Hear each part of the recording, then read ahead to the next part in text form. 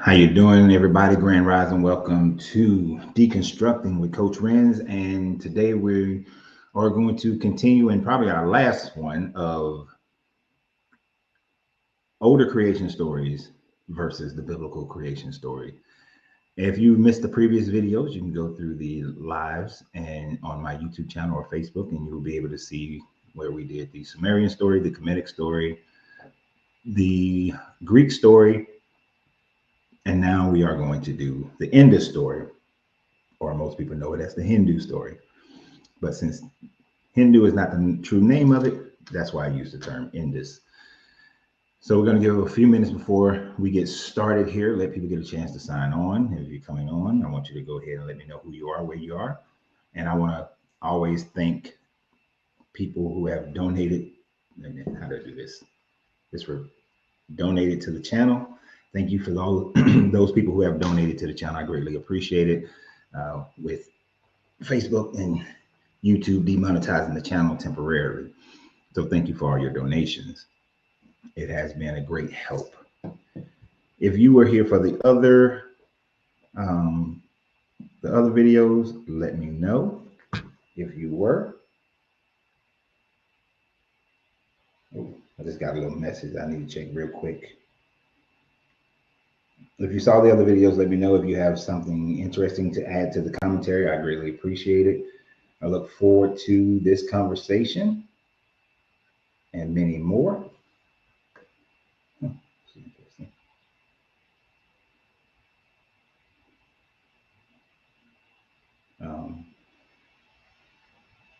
Next week is going to be a little bit interesting since I'll be out of town, but we're going to see what we can do about that. As far as having our live, it'll be on Christmas Day. So that's a question.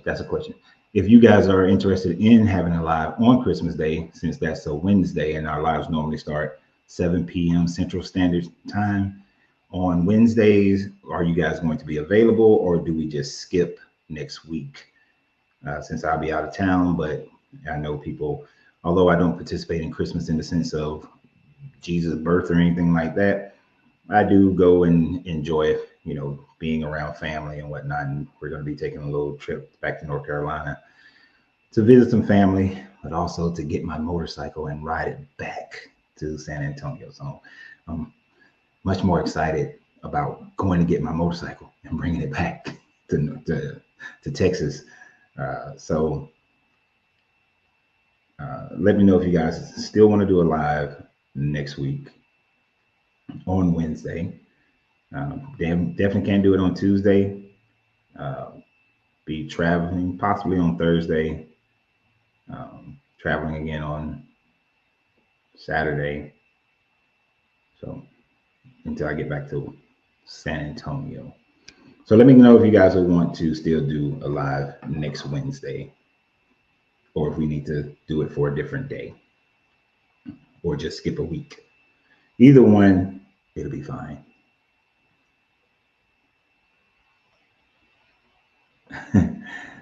Tra says she likes, I'm naming Tra, that's a guy, sorry. I don't have my glasses on. Say he likes Hanuman. I like Hanuman too. A lot of people didn't catch that in the Black Panther movie when old boy was like, all praise to Hanuman. A lot of people didn't catch that one. How they incorporated the Hindu god, the Hindu monkey god Hanuman into that movie for the Jabari tribe. So let me know if you want one next week on that day, or if you're busy. I understand. Animal deities are cool. Yes, indeed. Yes, indeed. I find them very interesting, as it's just how man thought about society, thought about the universe, the cosmos, by seeing it through nature. So Hanuman was pretty cool. It's a nice story about Hanuman too, but that's for another day. So if you're finding me for the first time, on this channel, we deconstruct from Christianity. So what we do is we delve into the information. Most of it is concerned with the Christian Bible, since that is the one that I deconstructed from. And we break down and gain more information and insight as to why we deconstructed, why we walked away from Christianity. From time to time, we will talk about other religions. Because we're doing creation stories, we've been doing creation stories for the last 3-4 weeks. That's why we're finishing up and doing the Indus story on this one, because sometimes we will look at other stories, and some of those other stories, especially the older ones that could have possibly had connections to these people, we see how their stories can connect, how they could have picked up from some of these other stories. Oh, cool. First time catching a live from you on YouTube. Been watching your old playlist for a few months now. Well, thank you for catching us on the live. We do the live every Wednesday at 7 p.m. Central Standard Time zone, since that's where I'm at, in the Central Time Zone now. We on Tuesdays I do a relationship. I have a relationship channel that I started. It's my name, Lorenzo Reed 369, where we just talk about relationship. It has nothing to do with spirituality. So if you guys would like to subscribe to that page as well, I greatly appreciate it. Yes, I like Anubis as well. Oh my gosh.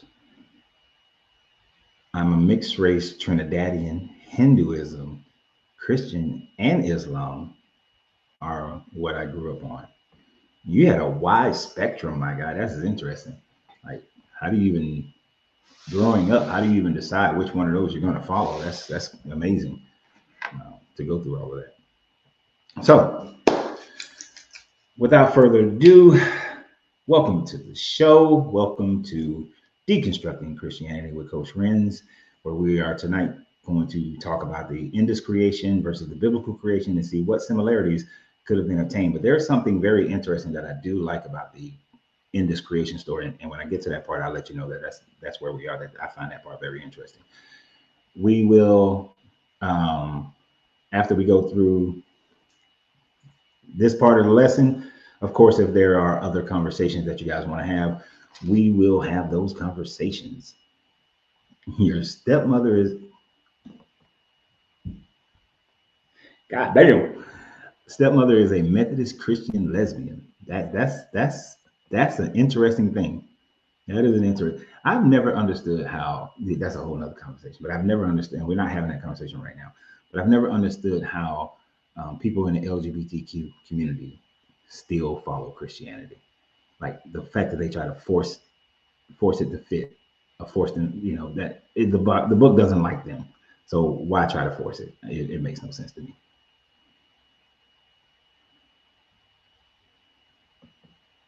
Normally we do these kind of questions after we go through the lesson, but since this is your first time on the live, I'm gonna let you slide this time. My thought process on astrotheology is that most religions have some form or fashion of astrotheology within them, because most religions are formed by looking around at the nature that they see and looking up at the sky. And they created religions based on what they saw in the sky. And over time of observation, you were able to see certain patterns. So like in Christianity, when Jesus was coming into Jerusalem, he told them, they asked, what house will we go into? And he said, we find a man carrying a pitcher of water. Well, men didn't carry water. So obviously he was talking about going into the age of Aquarius, because that is the image of a man carrying a pitcher of water. You got Jesus with the fish symbol, which is Pisces, and it goes in reverse. So there is something to astrotheology. It is incorporated into the religions, but it's just merely looking at the stars, looking at the sky, seeing patterns and following those patterns. Is there any validity to them? I don't give a whole lot of credit to astrotheology, because all those things are in motion, all those things are happening. How much do they affect? I can't say a lot. So, no.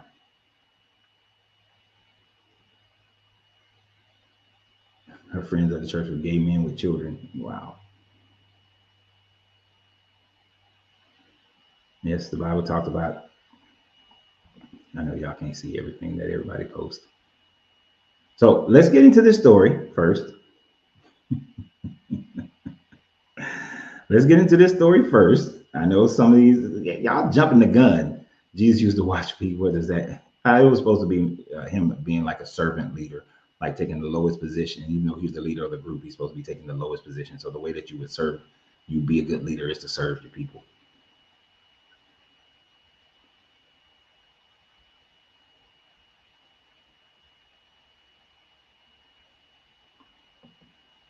What's my rules on the live? Be polite. Don't spam. Be polite.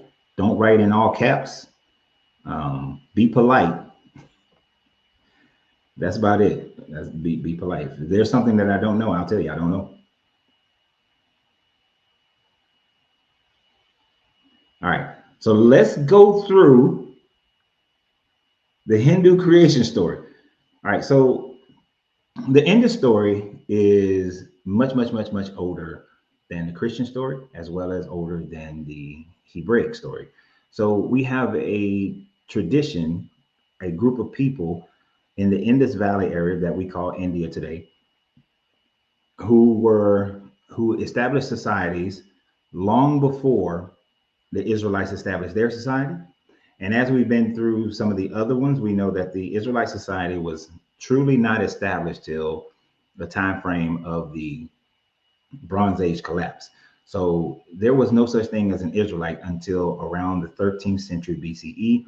And at the latter end of the 13th century BCE, in the later 1200s BCE, that we get an actual Israelite people who sectioned themselves away from the other Canaanite people to which they derived from, as they came often under Egyptian rule, Kemetic rule.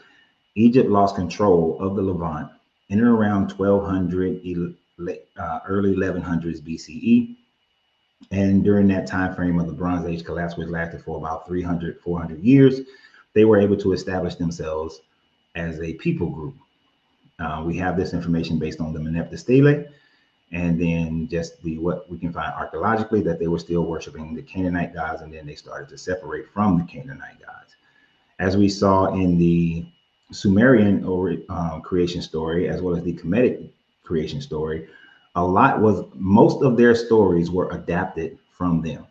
But what we do know is that there were trade and going on between the people in India with the people in the Levant before they became Israelites, um, long before these people established themselves. And definitely by the time these stories were written down by the Israelites, which couldn't have been no earlier than around 800 BCE, and most of it being edited from 800 BCE all the way to around 400 BCE. And they most certainly had connections with the people from India during that time frame. There have actually been found first century BCE and first century CE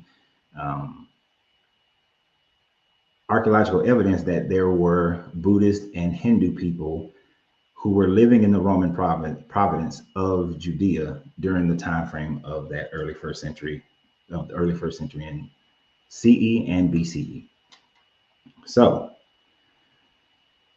there are some influences that could have come from the Hindu people, as well as these stories are similar to some of the stories that we saw in the Kemetic story, as well as the Sumerian story, which further indicates that these people may have had some kind of connection. But it could also just be the simple fact that all these people were observing the same things in nature and the same thing in the sky. It's just that the Indus people, and what I find most interesting, that they had a more accurate understanding of the cosmos than anybody else during this time frame. So, in order to understand their story, though, which has been written for over 3,000 years, but of course you have the verbal versions of the story that were told even longer than that. Their story is older than the than the Hebraic people, the Israelites, and it is relatively around the same time frame as the Kemetic and Sumerian story is being told.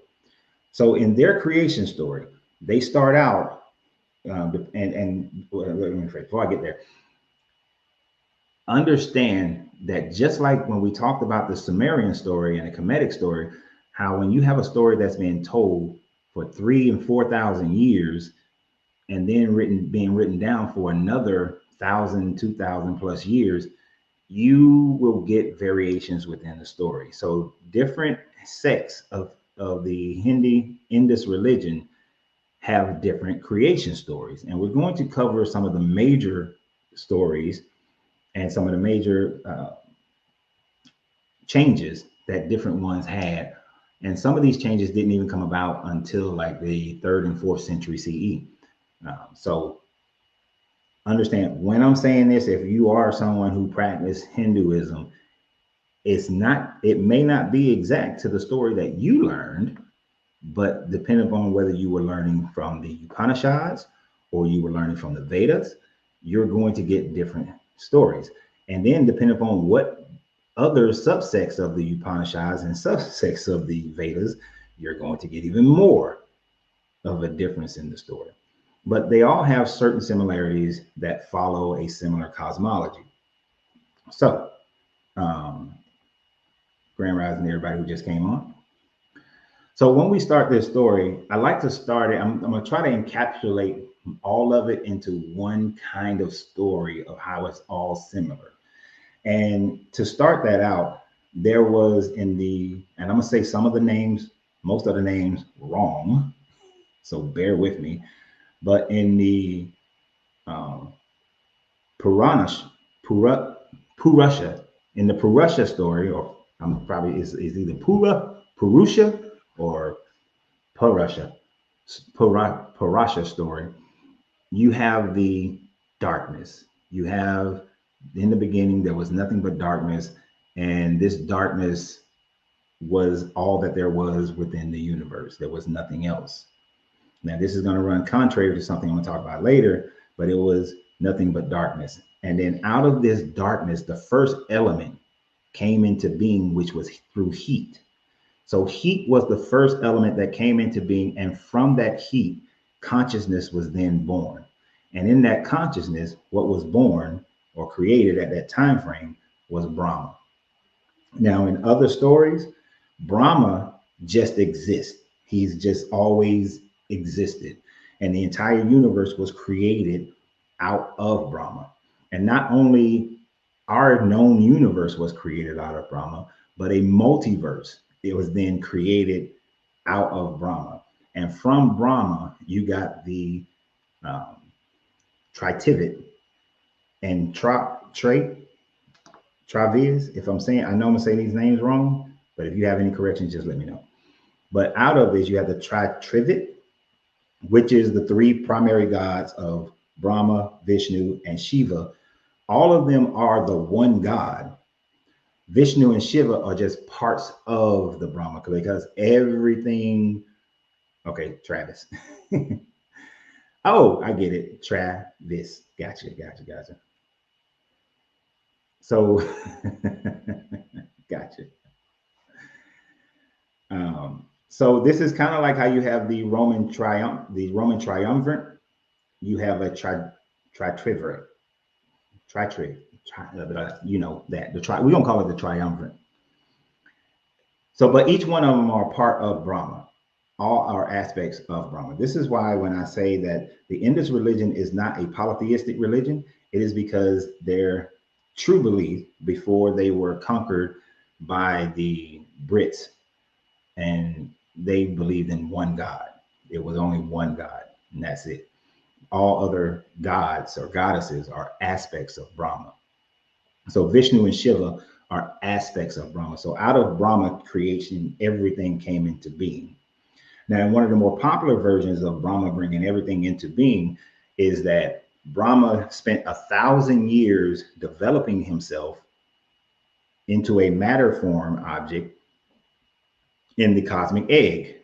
And we've seen this cosmic egg story in the Kemetic story, and when we discussed Ra and how Ra came out of how there was the Ogdode, and the Ogdode would be that primordial energy based on masculine and feminine energy, and 4 different sets, which created 16 different variations. And then Ra came into the matter universe through the cosmic egg.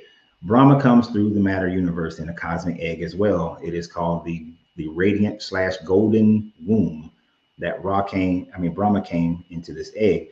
And from the egg, and there's going to be a difference, from this egg, you had, when it split, from one part of the shell was created the heavens, another part of the shell was created the land, and then another part, and in the middle was the sky.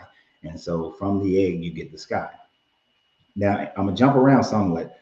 And when you get into the Vishnu story of it, I think in the Upanishads, it talks about how Vishnu, after he was created, who is supposed to be the preservation of life, out of his belly button, out of his navel, grew a lotus flower. And from that lotus flower that Brahma was sitting on, it split into 3 parts, creating the heavens, the earth, and the sky.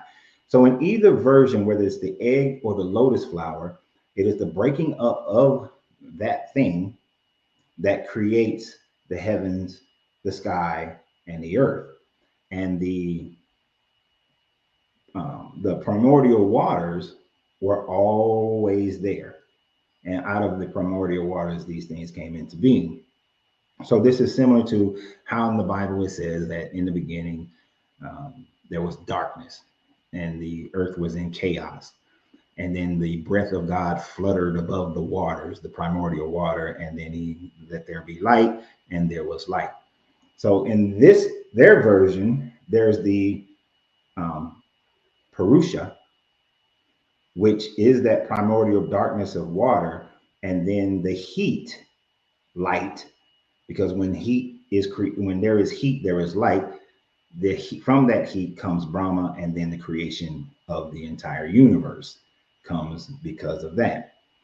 Now, Vishnu, some stories have Vishnu creating all the animals and birds and insects and so on and so forth, where in other stories, Brahma just creates all life.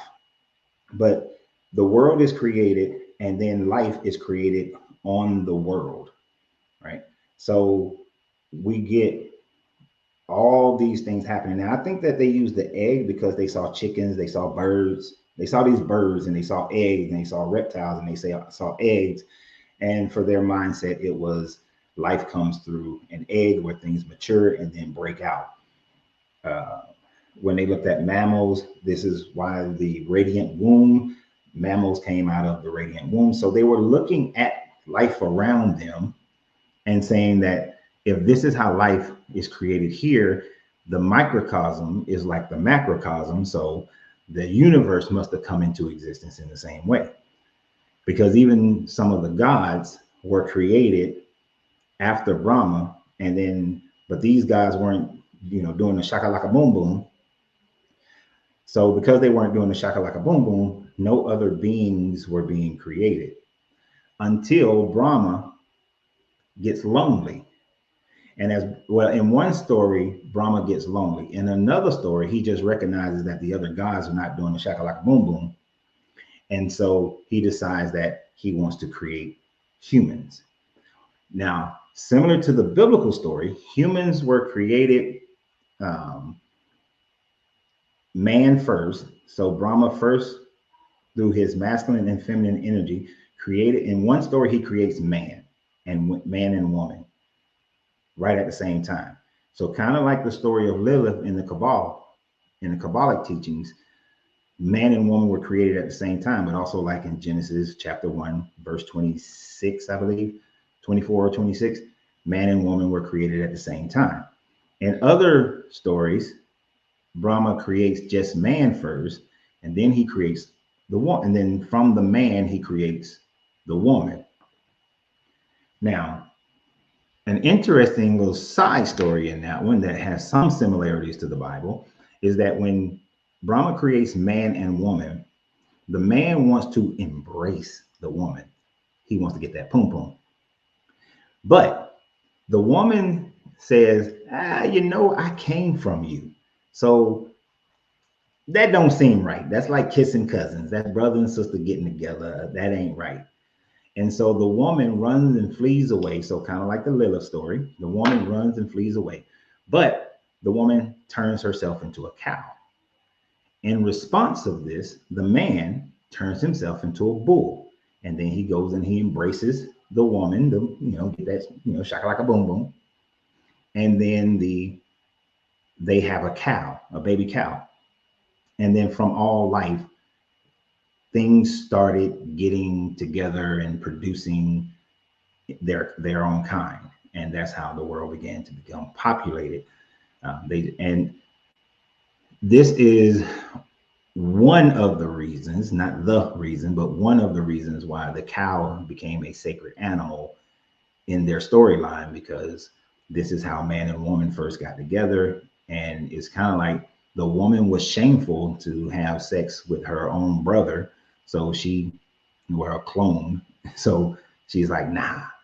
So we have that where the woman is the one that takes on the shame. The woman is the one that runs away from the plan of Brahma of men and women getting together and creating children. So there's a motif there.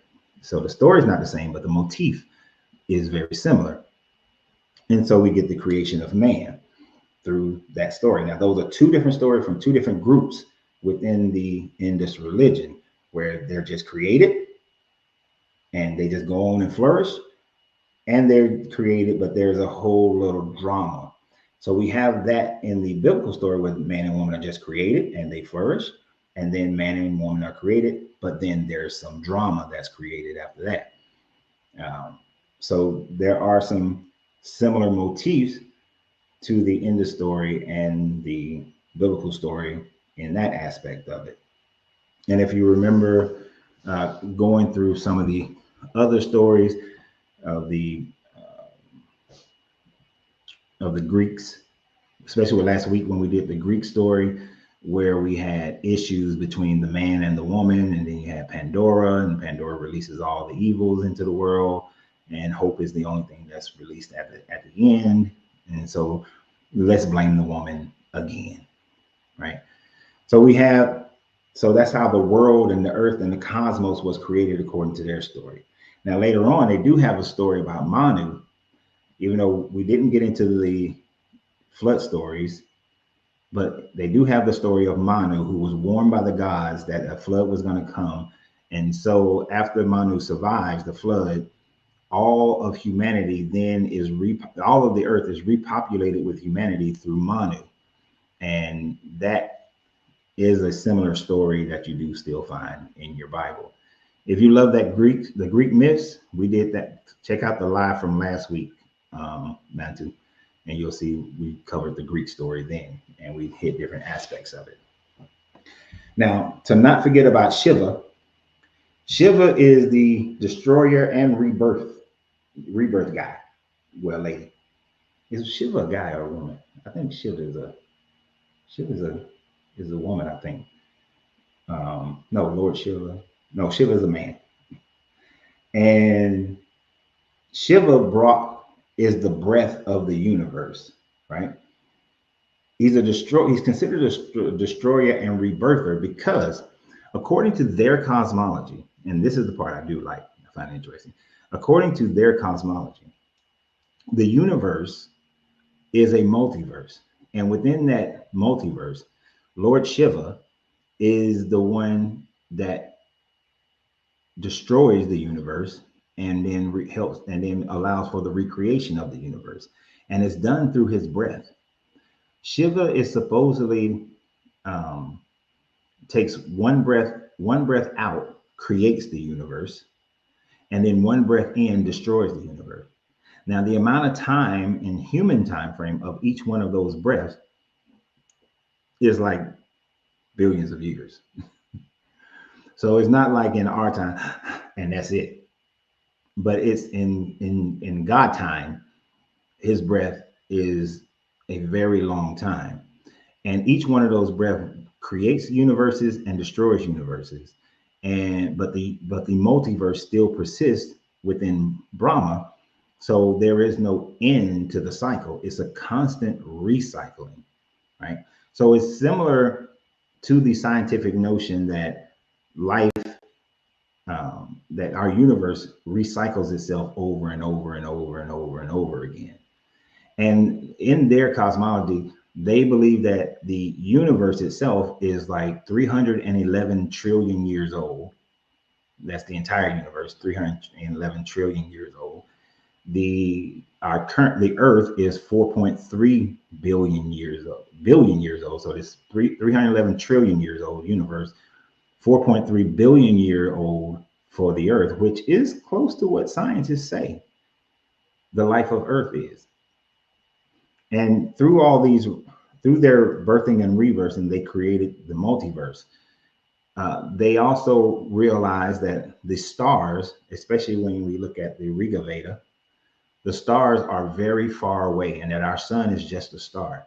And that if you got too far away from our solar system, that you would no longer be able to see the moon, see the sun, see our sun.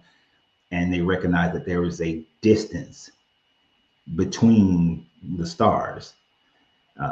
They did look at them as fires in the sky that only burn at night, and they thought stars only were available at night, but you can only see them at night because they're basing these stories on what they can see. But they did understand the distance of all of this and a multiverse aspect of it, and a heat death and heat life of it, of all their stories.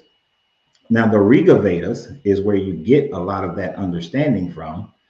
And one of the reasons why I like the Riga Vedas is because the Riga Vedas say that they don't know how the universe started. And they're not 100, and they doubt whether or not Brahma started the universe. They believe the universe was already in creation. The primordial waters, the Purusha was already there, and that the Purusha is eternal. And Brahma came out of the Purusha, which makes Brahma younger than the universe. So, but they're uncertain how the universe ever came into being. How many religions actually say they don't know? That is something to be marveled at. Period.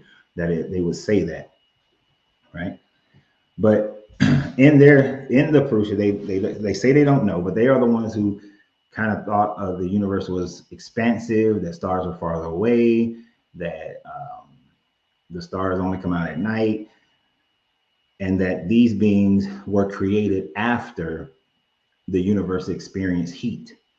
And from that heat, the gods were created and man were created.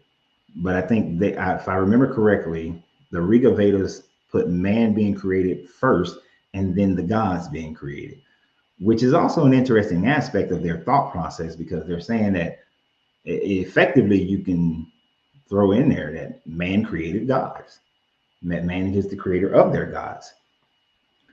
They don't necessarily believe it that way. They believe the gods are still more powerful than man, and that the gods came about as a part for man to serve. But they don't know. They always let that fly, let that go. But we can see that there's not a lot to their creation story. They don't bog themselves down with the creation of the universe as much as some of the other religions do. And that's pretty much all that they say about the creation. And there are other side stories here and there about all the other different gods that were created, or aspects of Brahma that began to, they had their powers, they had their responsibilities to the universe. But these three were your primary that handled the creation of the entire universe and its restructuring, is creation and death and recreation. These are the three. And when you look at the Bible, if you really looked at it, it tends to lean towards that recreation, because the Hebraic story says that if you look at it how it really is supposed to have been translated, it would translate and say, in the beginning with wisdom. Well, it will say, in the beginning when God began to create with wisdom, which would be, he began to create. There was already something there. And then it says that there was darkness over the waters. The waters was already there before he began his creation. So there was something prior to this creation by this God, which would lend to what the Riga Vedas are suggesting, that there was already the primordial waters of the Purusha before Brahma began to create. And the Bible reads similar to that, right? So their stories are very similar. They have the creation of man, they have the masculine and the feminine creation, they have the shame brought on by the woman, all those kinds of things. They use the primordial water, the egg, uh, and the separation between the sky, as if everything was all one at one point. But then there was this creation of the sky and the waters and the earth, so that they can have what they looked up and thought was somewhat of a dome kind of situation, right? So, like I said, there's not this part I knew was going to be short. I knew this part was going to be short because there is just not a lot of information. They don't really care too much about that. They care more about how you live your life on a daily basis than anything else. Um, I know you guys have been saying some stuff. Let me see if I can see some of them. Oh man, Shahir. Scientists say the multiverse, Muslims say seven heavens, and Christians say the mansions in the sky with pearly gates called heaven.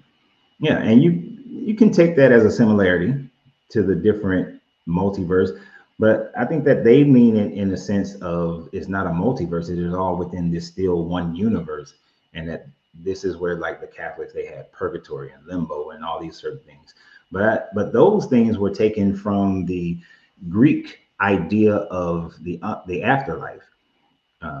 So the Kemetic afterlife was just you go into the field of reeds or you cease to exist. The Sumerians had a similar. At first, there was no heaven, there was nothing. You just died and that's it. And then later on, they developed through the Assyrians and Babylonians. They started, especially the Babylonians, they developed more of a heaven hell type of scenario through their worship of Marduk. The Greeks, however, had Hades, and in Hades there were multiple levels where you could, depending upon your lifestyle, depending on who you are. Like if you were a warrior and you died in battle, then you went to Elysium. But if you were a bad person, you went to Tartarus. And they had the other different variations. If you were a woman and you was a good woman, then you went to another different place. So they had different levels in Hades. And the Greeks, that influence of the Greeks became part of the Christian and Muslim teachings. So they got that more from the Greeks than they did. And they were talking about one existence, not a multiverse.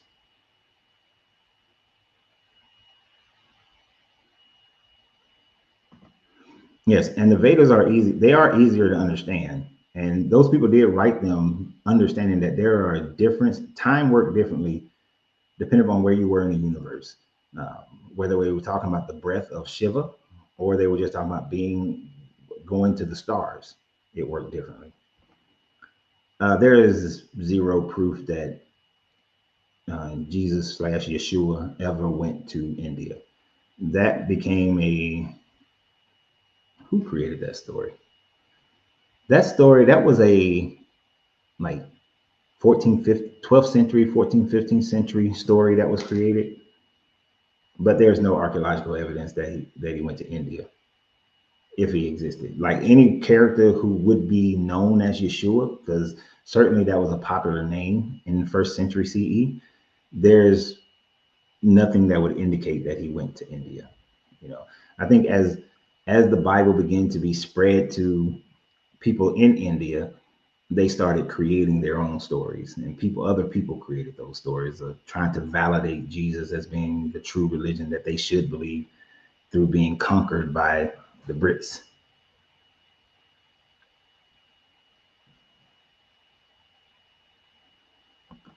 Almost, James. It does primarily deal with the earth and the sun and the moon, but you said sun and moon and stars. So yes, it primarily deals with the earth, sun and moon and stars. It kind of ignores the fullness of the universe.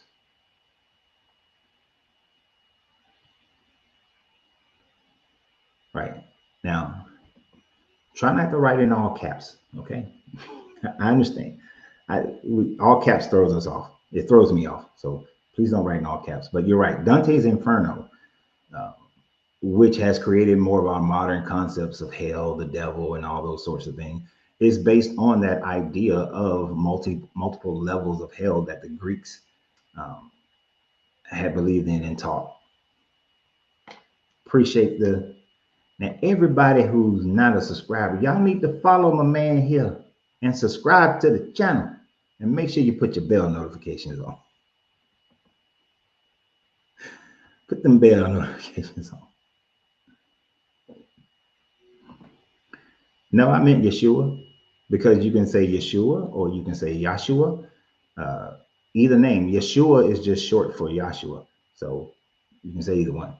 And the name Jesus was a transliteration of that name. But you can say either one. It's like my name is Lorenzo, but people call me Renz.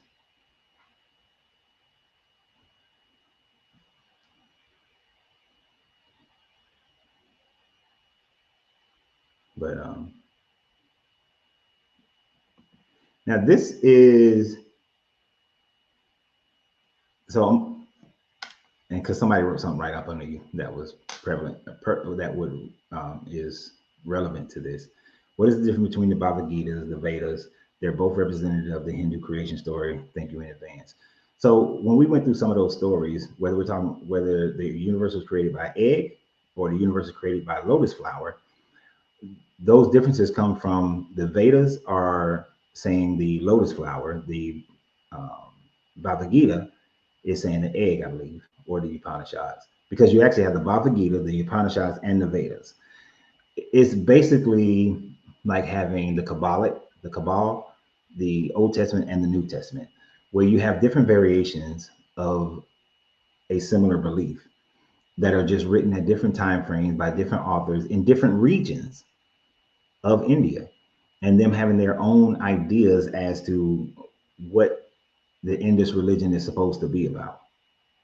And originally it was actually more of a philosophy first before it was a religion, because they all, each one of them teaches that you're not supposed to take this literally. You're not supposed to take any of those writings, especially the creation story, as a literal story. So it's effectively, you're just talking about the difference between Protestants, Catholics, or like you look at the Protestantism rather, Protestants, Lutherans, and Calvinism. They're all using the same mentality, or in their case, same book, but they're using different writings to describe the same religion, just for different groups of people. But oftentimes they get along for the most part. But like when you go to their temples, which I love going to their temples because their temples are beautiful. The architecture is amazing. And if you ever get a chance to go to a Hindu temple or a Buddhist temple, go, because the architecture alone is great. And then, like my man here said, it's tied to the 7 lokas.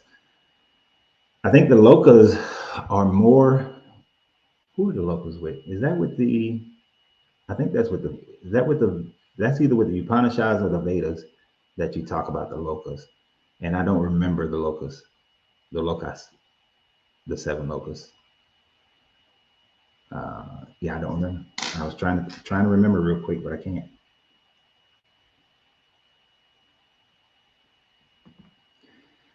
All right, let me explain this one more again. So what you have is, the fact that in the Greek language, when the Septuagint was written, what you did not have was the ability for the Greek people to translate the name Yeshua, because they don't have the Yah nor the Shu sound in their vocabulary. It's kind of like a person from Japan who does not have the W or the V sound. So the closest way they could transliterate the name, and this is why it's not a translation, is to transliterate the name into Ius, Zeus that saves. So that's how they transliterated it, to say that we're talking about this Yeshua guy, but we can't say that name, so we're going to say is Ius. And then when the Latin Vulgate was created, based off of majority of the Septuagint, it became Isus, meaning the same person, but because they were translating from the Greek and not the Aramaic, then they translated it to Isus. And then in the 16th century, 16th or 17th century, 17th century CE, the letter J was in what came into the English language, and then they got the name Jesus, still meaning Isus. Isus, and still meaning Ius, which was still meaning Yeshua. So it does have the exact same. It is talking about the exact same person. Whether or not that person is a real person or not is a whole nother discussion, but it's still talking about the same person. So it does have a lot to do with it. It's just how the name was transliterated, not translated, but transliterated. And yes, if when the English, you had the English has the Yah and Shu sound to it, so they could have translated it to Joshua, which is what it should be. But by the time you go from the Greek to the Latin, they just stuck with that translation instead of doing it correctly. But you are right. Christians should be saying Joshua. But I would imagine most Christian doctrines don't want to change the Joshua because there's already a Joshua in the Bible, and they want Jesus to be identified individually.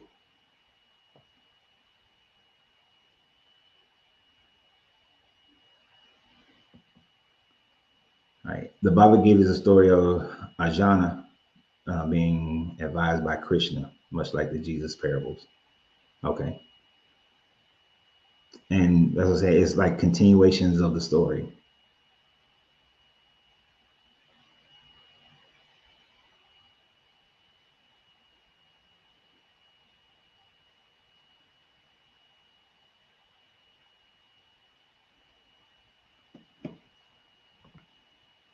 Do you talk about Orishas?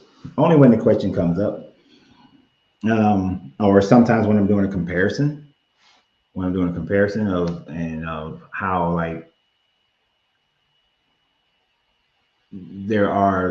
how people looked at nature and then they ascribe gods to them. So like some of the Orishas are based on that. Some of the Orishas are based on your ancestors, but and then some of them are based on like a polytheistic idea. So like Eshu, Shango, Oshun, Mamawata, you got different aspects of those from that religion. But I don't see that. I don't see the Orishas any more differently than I see the rest of these guys. They like Shango and Thor are pretty much the same damn person. The people never had contact with each other, but each one of them saw lightning. Now, I do think that some of those people might have been real people, and then they were giving godhood, like Shango. It's most likely that Shango was a king or a chieftain, and who was a good warrior, a great warrior to those people, and then they elevated him into godhood. But thunder doesn't happen because of Shango. But Shango is pretty cool. He carries an axe. Hold on one second. Wait.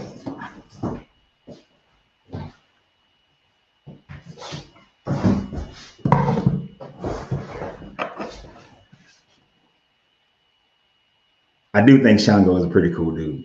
So I got this as a gift some years back.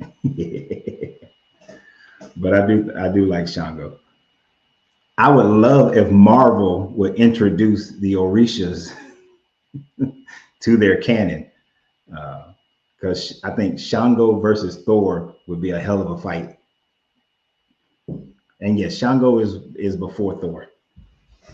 Yeah.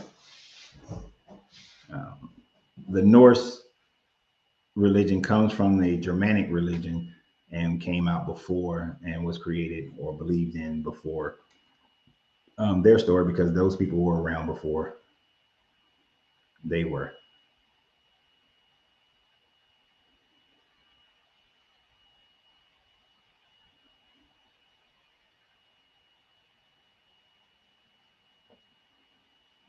But yes, so the name should be Joshua. I think we've covered that.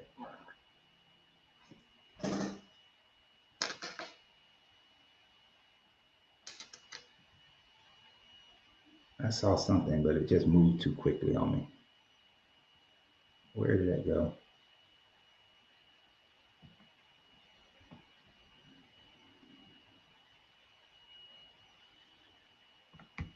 Um, yes, they said that Jesus' middle name might have been Barabbas, and that the Barabbas, no, it's the Barabbas, the other guy named Barabbas, that his name was also Yeshua. And the way to identify the difference between the two was to name call one Barabbas and the other one just Yeshua. Um, and that Barabbas was the real Messiah, so to speak. But neither one of them was a Messiah. Hell, if anything, it was an Arab gentleman who freed the Jews from the Roman control, but then it was under Islamic control, so it really don't matter. Really, Winston Churchill is the Jewish Messiah. No, Winston Churchill didn't want to give them. He didn't want to establish a Israeli state. I forgot who the guy who came after Churchill. No, wait. No, Churchill did. It was FDR who didn't want to do it, but then Truman said, "Why not?" But the Indian god that would match the Jesus would be Krishna. I think Krishna, and Travis, correct me if I'm wrong, but I think Krishna is in his 13th reiteration, or he's in his 12th, but when his 13th iteration comes, that's when the world's supposed to end or something like that. Or he's in his 13th, and when his 14th is when the world is supposed to end. But Krishna is your Jesus type character in their story.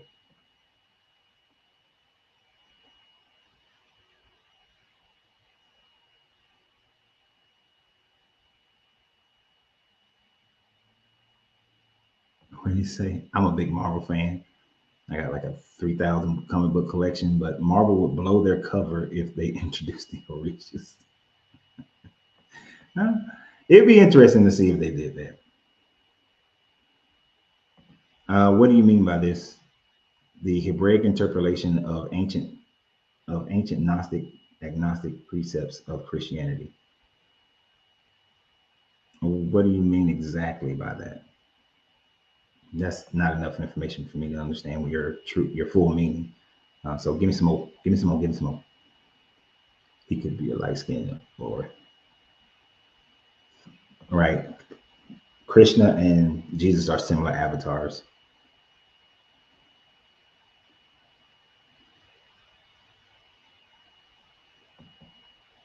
Jesus does have a Zeus. Well, we talked about the Greeks last week. There are some similarities between Zeus and the Jesus character, with Zeus being the one to, but it's more similar to the agnostic. I said agnostic, more to the Gnostic viewpoint of Jesus, as Jesus was fighting against the demiurge and telling people that you need to find your true self and understand who you really are, so that you can um, leave this existence and return back to the Primora. And similar how Zeus fought his father and the Titans in order to save his brothers and sisters and then create mankind. And then they created mankind. But he did fight against his father to save his brothers and sisters. So he was like the savior of the gods.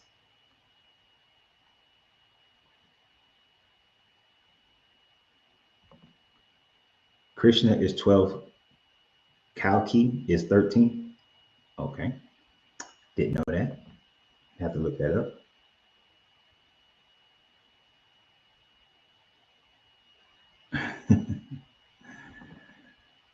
Well, when I say they freed Jews, they freed the Jewish state.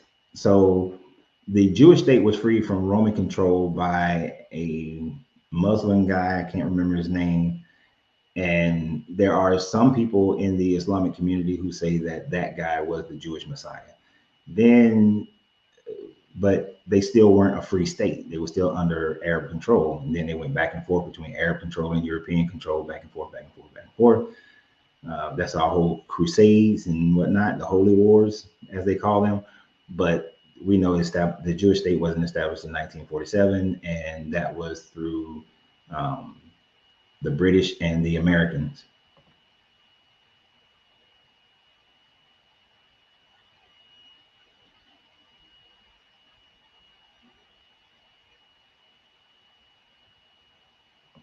Right. And that's what we were talking about, Chris, is the fact that some of the aspect of this, of the Vedic scriptures, are part of this biblical story, and even some of the teachings that you have within your New Testament sounds, to me, they sound more Buddhist than Hindi or Indus. They sound more Buddhist in their teachings. Okay, I see. Kalki is the last avatar incarnation of Vishnu. Gotcha. I thought that the name continued to be Krishna. I didn't think it changed to somebody else.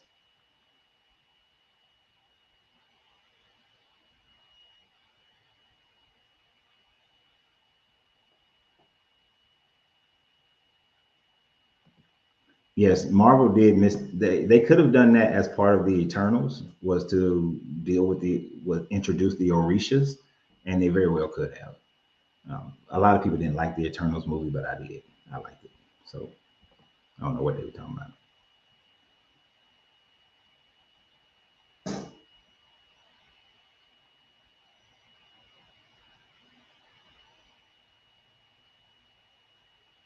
Okay, let me see.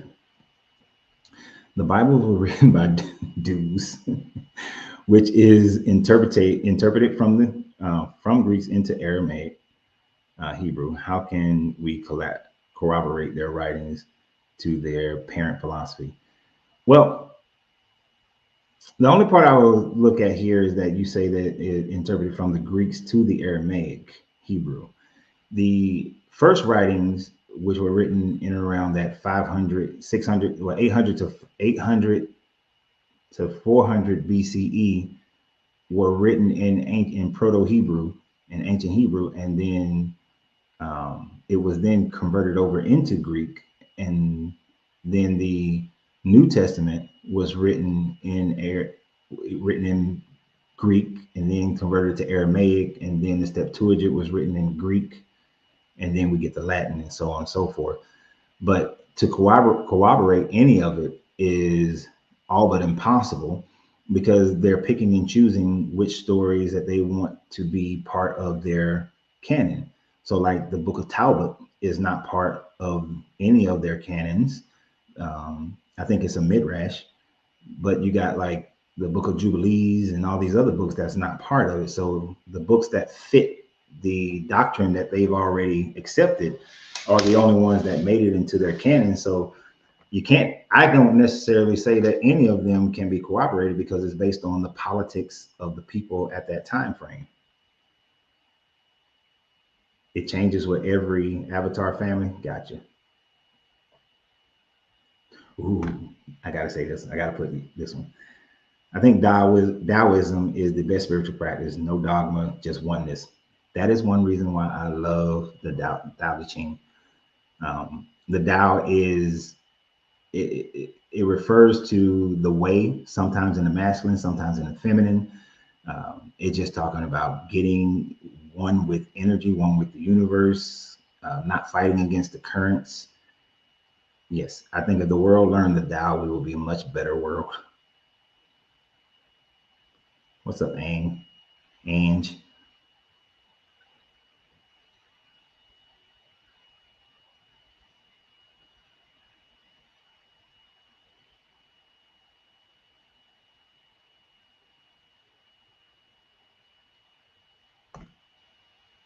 See what the brother, who is, I don't know who Brother Sanchez is. I'll look it up.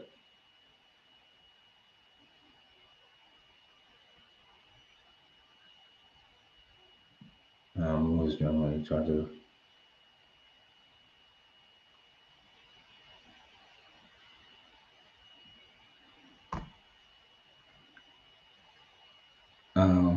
Lucius Quintius, Moorish general, was in charge of Rome, Judea during the fall. There is a Moorish gateway now called the Dung Gate for that reason. But who was the Arab dude who? I don't. It doesn't matter. But I just can't remember the Arab name of the name of the Arab guy who came in there.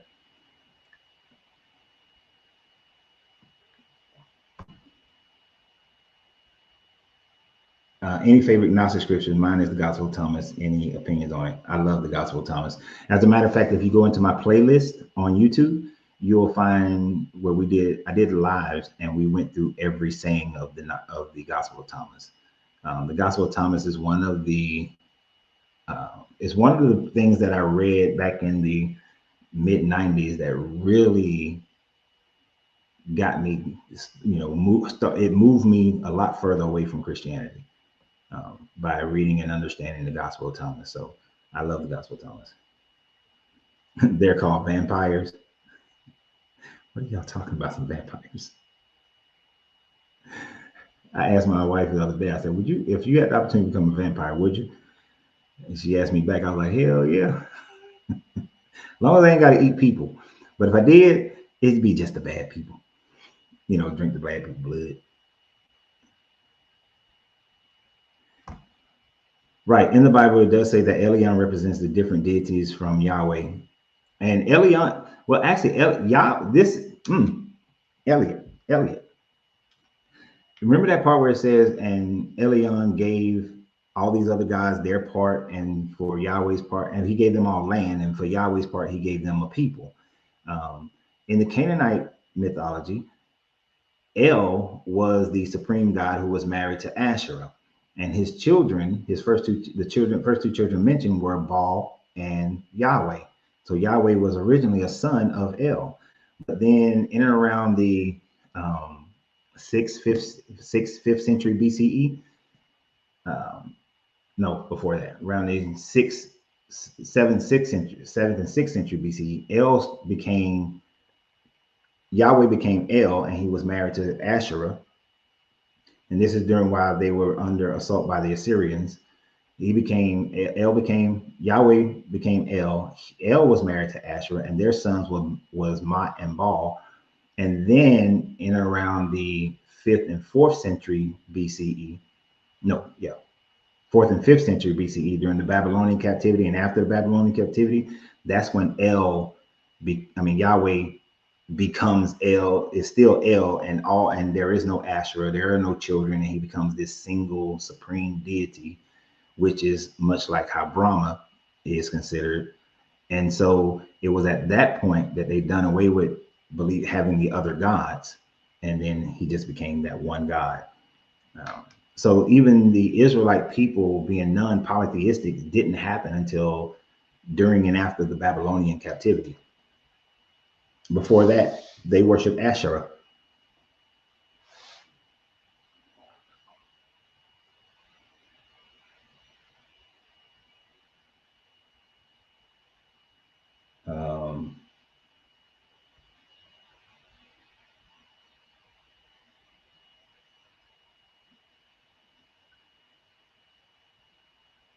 And of course, in the Gnostic viewpoint, Yahweh is an evil God. He's the demiurge. And this is what the Gnostic believed Jesus was speaking against.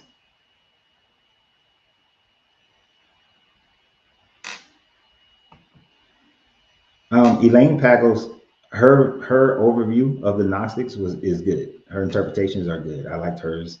There's a few people. The other gentleman, Thomas, is it Thomas or Thompson? I like his as well. Can't remember his first name to save my life. But his was good as well. And then just kind of reading it and then understand, keeping a hermetic mindset at the same time really opens up most of the sayings in the Gospel of Thomas. What do you say? El, electricity, let there be light. Manifesting in the physical, the atom. Yeah. Now, I think some of these names are people creating names based on their previous beliefs in the Bible. Like, I think we called it an atom because of the name Adam, or it just had parts because many of these inventors were Bible believers. It's kind of like how the Dyson sphere was drawn to look like the angel in Ezekiel, when the Dyson sphere has absolutely nothing to do with Ezekiel.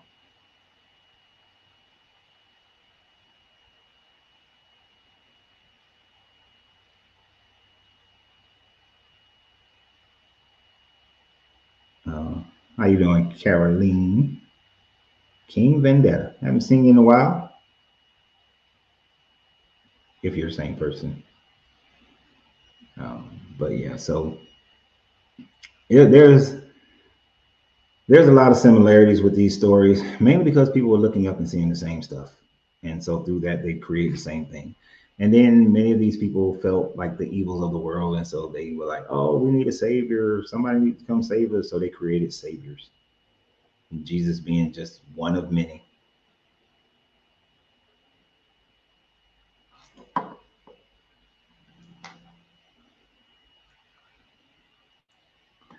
I don't know.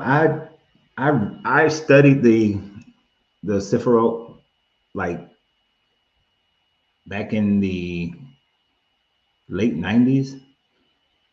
It was interesting, but I would imagine at that time frame is when I was really studying the Hermetic laws. And so I didn't put much energy into it because at that point I was looking at the Bible as just a bunch of made up created stories by people trying to create their own history and um, find their own saving grace and to uplift themselves. That I saw the Bible as being just a bunch of bullshit stories and inaccurate to history. And so it was, there were so many inaccuracies in history that it just wasn't even worth, the Bible wasn't even worth the time to try to pick out the few little good things, the few little more esoteric teachings that it had, because I could find the, you know, the Tao doesn't hide its esoteric teaching. The Hermetics, there's nothing hidden.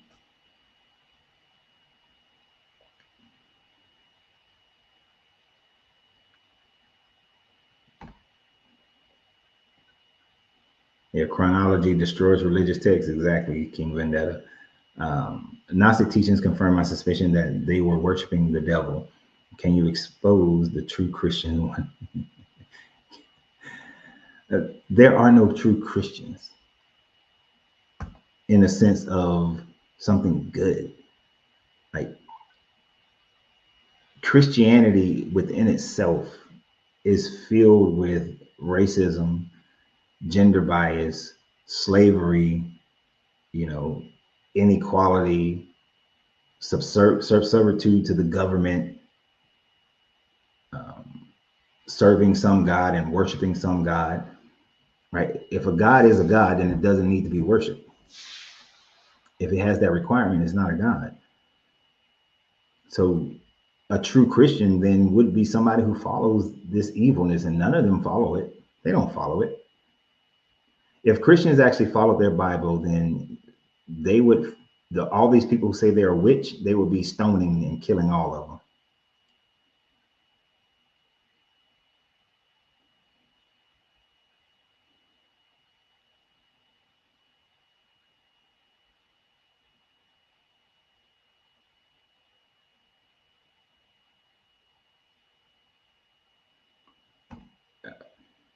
I appreciate the compliment. I like to use the Buddha mind instead. Um, I kind of like, what is Christ consciousness? Like, what really is Christ consciousness? Love your neighbor as you love yourself. But it also, Christ consciousness would be, if you do not hate your mother and father and love me, then get the hell on. And I know that that word there just means to love less, but I shouldn't have to love my father. Loving my mother and father should be equal to how I love, you know, this God. So what is this Christ mind? Sell all your possessions and follow me. And to tell the disciples right after that, that, oh, you're going to be sitting in judgment over over the 12 nations. And remember, Judas was one of those disciples that he just said was going to be sitting in judgment of the 12 tribes. So what really is Christ's mind? I don't see Christ as this wonderful sage. You know, these teachings are a product of the time. You know, never said anything about ending slavery. As a matter of fact, he just condoned it. And, you know, never said anything about treating women equally as you would treat a man. Stop forcing your daughters to marry people. No. If there was a Christ mind at that time frame, there was a bunch of other shit that he should have been saying. So to me, Christ consciousness, I was reading something. I can't remember exactly what I was reading. And it was talking about how like the Christ mind is like level 3, but the Buddha mind is like level 12.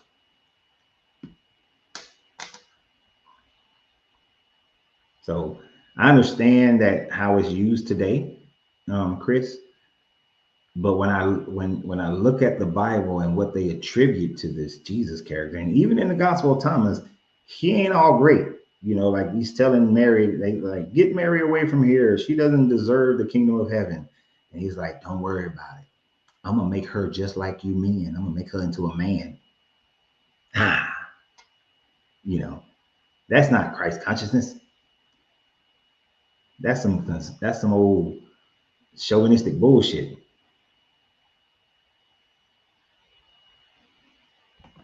But see, the Christ consciousness rule, do unto others you have them do unto you.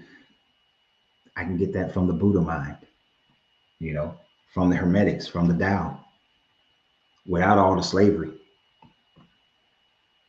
without all the gender bias.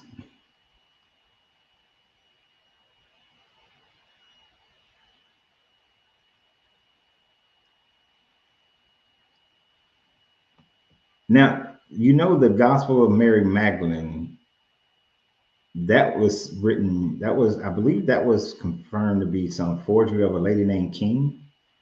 I think she wrote, no, did King write that? Yeah, some lady named King had wrote the Gospel of Mary Magdalene. So we really don't know much about that character. Right. He also said he didn't come to bring peace, but to bring a sword, you know, to bring fire upon the earth. And Christian was like, yes, because he's gonna separate the wheat from the chaff. No. Look how much hell has been created on this planet, how much destruction and death and murder based on people following the teachings of this book.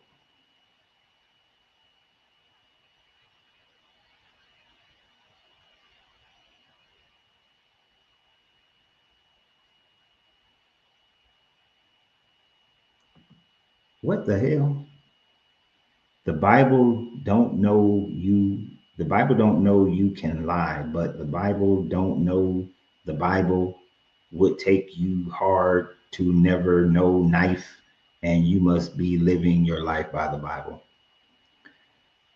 Your whole statement don't make no damn sense except for the last words. And if you were living your life by the Bible, James, then you would pray for whatever country you live in. And say you lived in America, then that would mean that Biden was elected by God, Trump was elected by God, and you're supposed to pray for that leader, and you're supposed to obey the laws of this country as your leaders have indicated. So what the hell are you talking about? No Christian, nobody lives by this book. If you were living by this book, then if your children are disrespectful, you would take them to the elders and you have them stoned. If your daughter is found not to be a virgin, you have her stoned. If your daughter is SA'd by a man and that man pays you 50 pieces of silver, then you would force your daughter to marry her essayist. So live by what book? You. Yeah. People like to pick and choose what pieces of the Bible they want to live by and claim that they're living by the Bible. So full of shit. They're so full of it. Damn near, you know, there are, who is it? I think Jehovah Witness follow this, that they don't vote because that's part of their Christianity that God will choose. So everybody else votes instead, and that's who God chose. But God don't speak through Jehovah Witness as to who they're supposed to vote for. Right. And none of the Bible prophecies is about Jesus. As a matter of fact, the one in what is it? Is it Ezekiel or Isaiah that says that talking about a child, a virgin will give birth, and the word there is not even virgin; it's a young woman. If they wanted to say virgin, they wouldn't have used the word alma; they would have used the verb Bethula.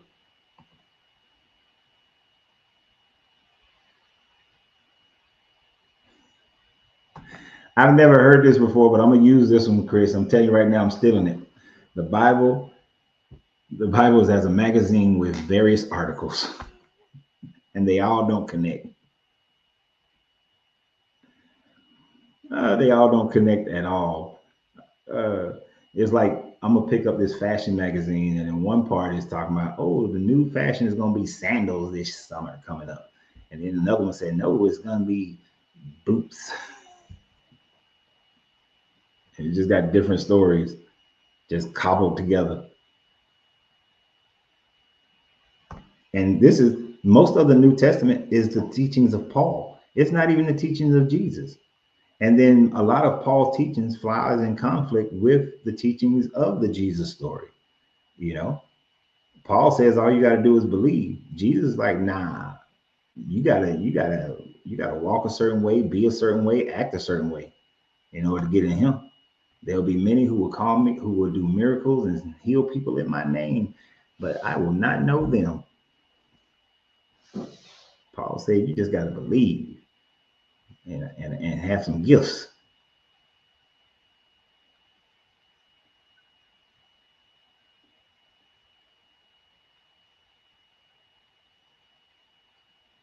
Now I didn't know this.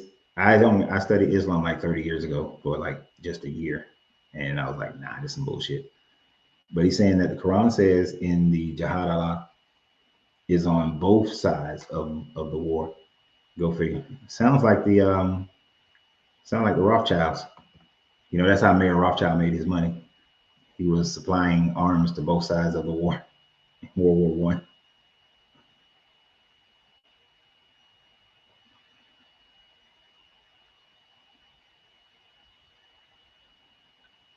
Oh, you know, we always have one in here.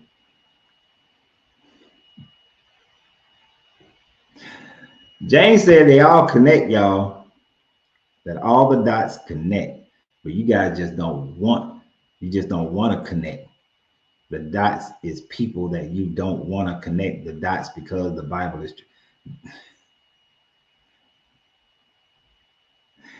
I guess James is going to be our new Fred. For those who've been around on Facebook, they know who Fred is. Connect the dots of what is the dot that we're missing from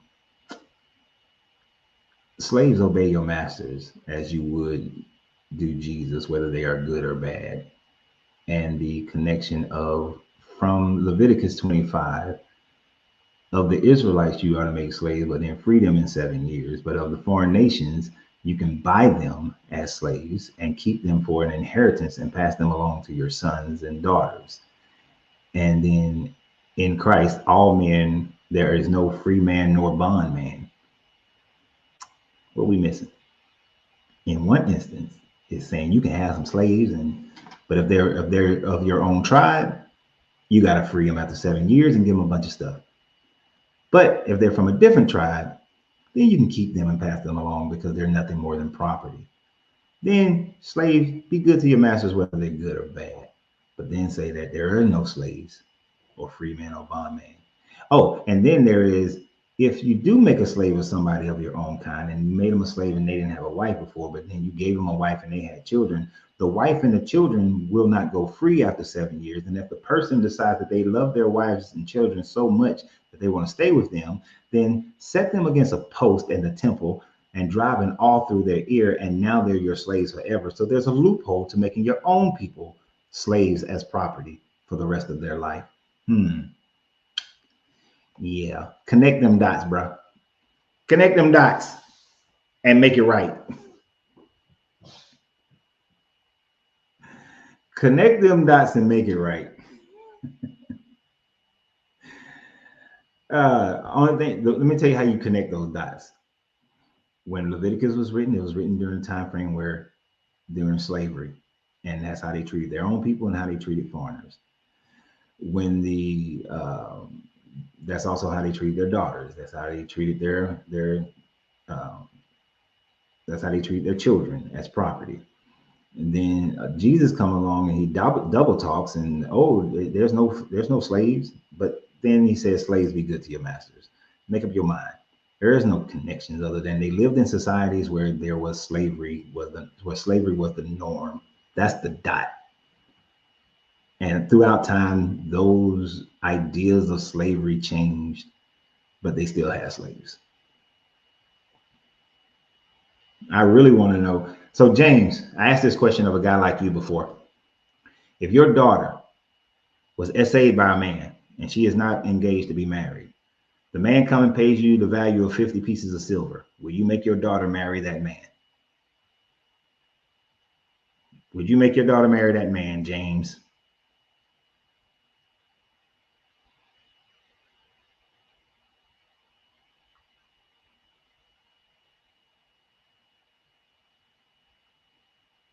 Mm-hmm. He ain't gonna answer that question. I already know he ain't gonna answer that question. That's why he about to get ignored.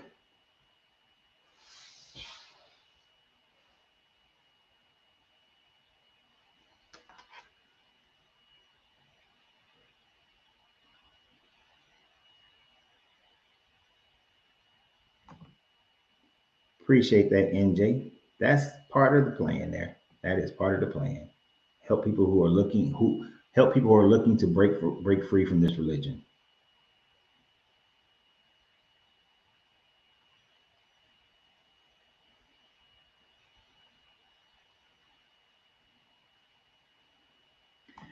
I don't know if Indus is Latin for fire, but the people who lived in that land before Europeans came there, they called themselves Indus and they called their land Indus. It is the Europeans who changed their name to Hindu.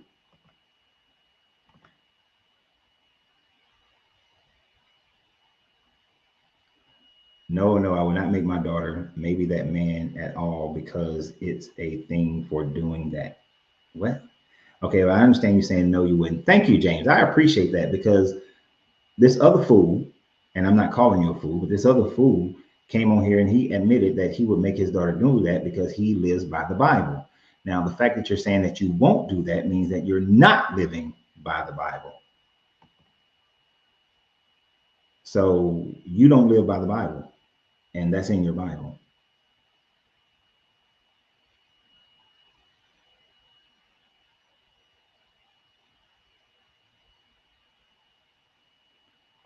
Hell no. The lake of fire does not return people back to into creation. The lake of fire, according to this story, you're supposed to be tormented for all eternity. That's how good this God is. That if you don't believe in him, you get tormented for the rest of your life. Right. Indus is a region, and that's what the people call themselves. It wasn't until the Europeans came there and started calling them Hindu, which also they changed their religion to a polytheistic religion instead of being a monotheistic religion as it initially was.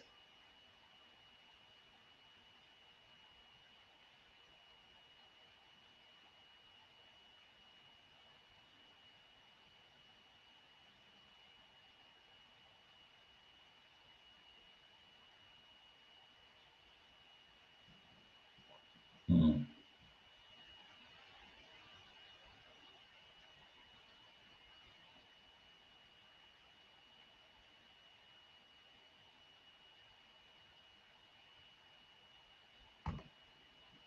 Now, I read what you're saying, but it's the last part that I like actually. Um, right around go kill cattle, children, women, including a bunch of crap. In fact, nowadays, some people just go for the meetings and for the social integration beliefs. The truth is never in completely in a book, and it's not. Anytime if you say that's what's one reason why I like the Tao. One of the first sayings in the Tao. The moment you put God in a book, it is no longer God. The moment you give God a name, it is no longer God. It says the way. The moment you give the way a name, it is no longer the way. because now you've made it so small that it has to fit into that box. Okay, you make it not igneous. Okay.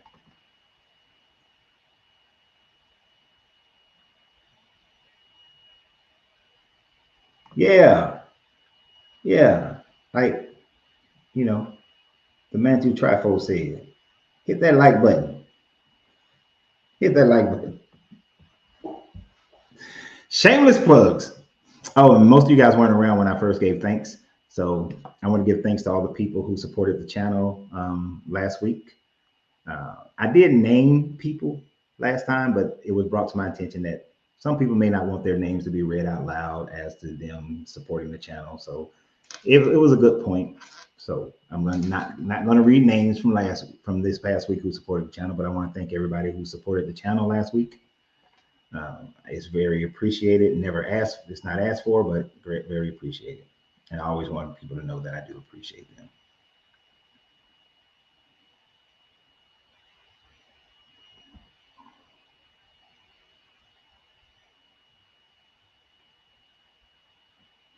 Right.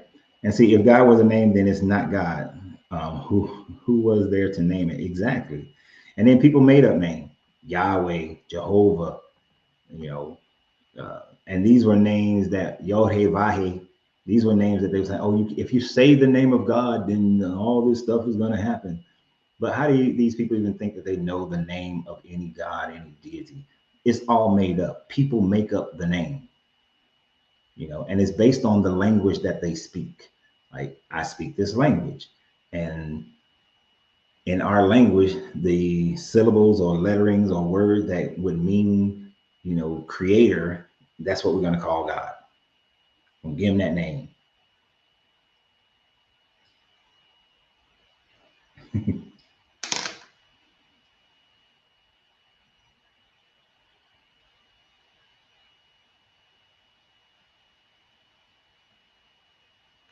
Yeah. I don't get many apologetic, like um, I do response videos to a lot of these apologists, but they never respond back. My God is CJ.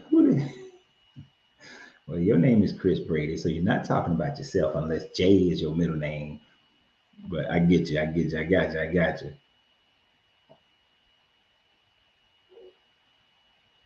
And this is one of the things that the Gospel of Thomas really does teach us a lot about, is that the temple of that God is inside, that divinity is inside of you. It's not outside of you. But that the Pharisees and the Sadducees have put blinders on you and you can't see it. Or it talks about how they are like dogs that sit in front of the feeding trough and they do not eat, nor do they allow for the cattle to eat. You know, these people are, they want to keep you away from independence, away from their religions as much as they possibly can.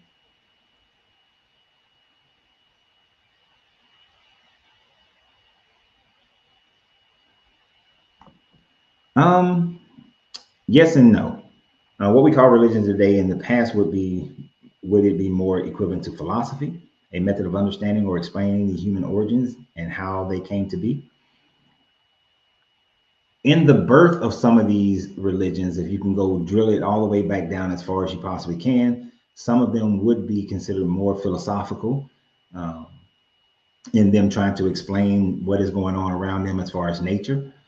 And then they became more religious as people begin to seize power over other people.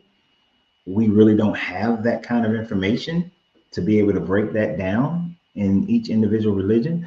At least I give the Indus people the credit of saying that their creation stories and all their stories are not supposed to be taken literally.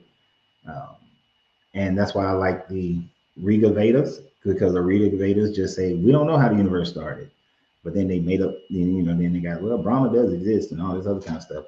But Brahma is not meant to be, originally wasn't meant to be something of worship. It was meant to just be an understanding of the creative energy. So some of them are more philosophical. Like now, Buddhism is a philosophy. It's not a religion in truth. Taoism is not a philosophy. Hermetics not a I mean, Taoism not a religion. Hermetics is not a religion. Those are philosophies.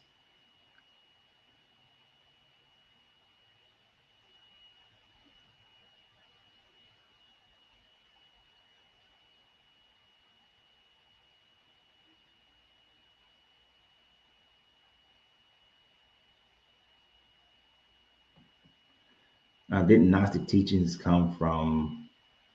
Are you saying L? I'm not sure what you mean by that. But Gnostic teachings pretty much, Gnostic teachings can be somewhat wrapped up in the idea that they are a combination of the teachings of thought mixed in with Christianity, with first century Christianity.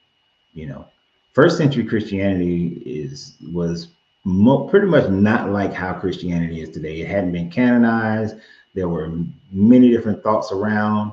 They were not so much about worshiping Jesus or anything like that. Are you saying Plato?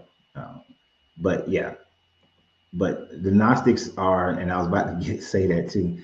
It's like early first century Christianity, Neoplatonism, and Hermetics kind of wrapped up into one, but then centered on a being.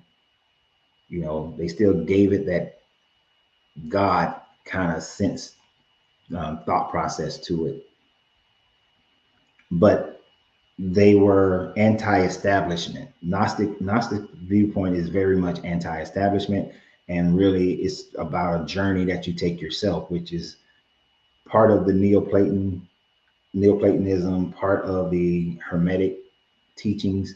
And Neoplatonism really learned from the Pythagoreans, and the Pythagoreans learned from the Hermetics, the alchemists in Egypt. So it follows along that same trail.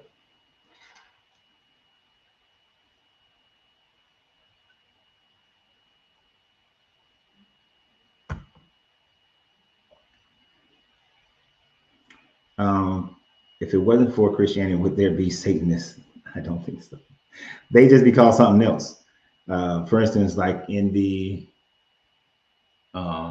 Zoroastrian religion, you have Ahura Mazda and Agramenia.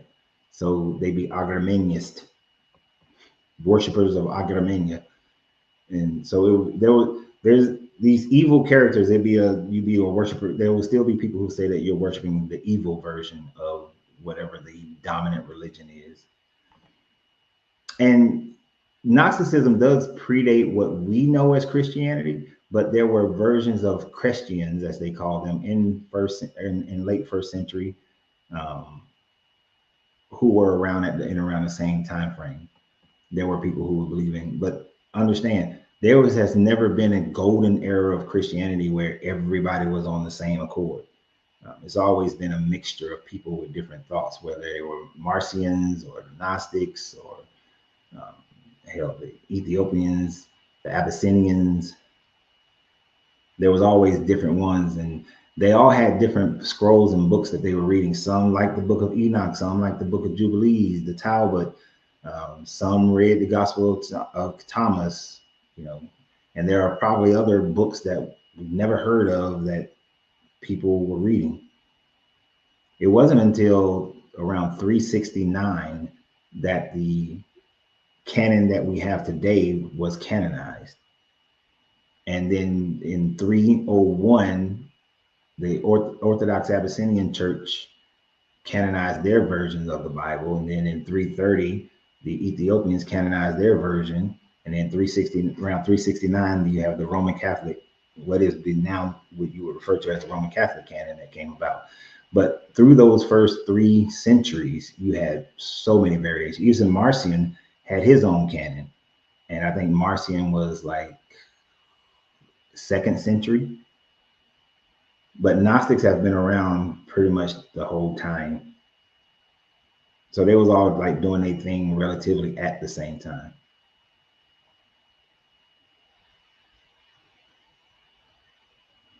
Right. And they like cared about Jesus, but his teachings, but not so much about the personage.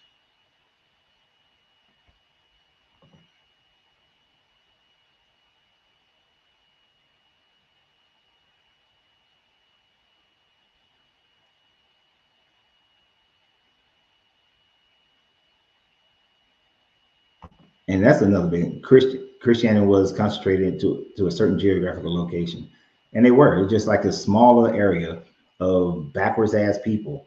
If this guy really wanted to be known, um, written down more precisely, then he would have developed in China, where they had already been keeping track of their records for centuries in a much better state than Judea, or it'd have been in Rome or in Egypt. It's certainly not Judea, not modern day Israel. I'd like, go, can we pick a worse place? Hermeticism, Buddhism, Taoism, certain Gnostic sets, and Stoicism all changed my way of life. I recommend. Oh yeah, you follow pretty much a good path that I follow. Um, Stoicism really helped me to control my emotional thinking. Um, my emotional thinking, uh, especially, I don't know if you've read Marcus Aurelius.